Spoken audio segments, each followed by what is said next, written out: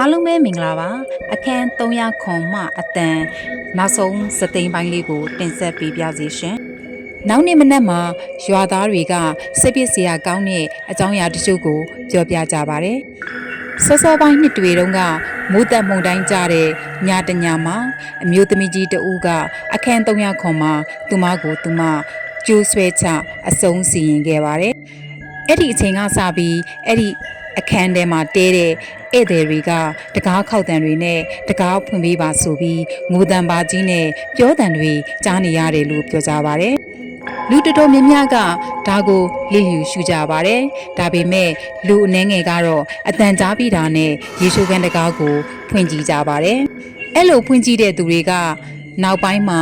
ရေချိုးကန်မျက်နှာချက်ကိုစိုက်ကြည့်လျက်အနေထားနဲ့တတိမိလဲလျောင်းနေတာတွေဖြစ်သွားကြပါတယ်ကိုထက်အခြားတက်ခုခန်းတွေမှာလည်းတယောက်တည်းတဲမခိုတော့ပါ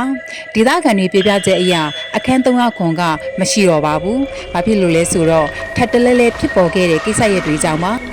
တတိယတက်တစ်ထပ်လုံးကိုချိတ်ပိတ်လိုက်ပါပြီ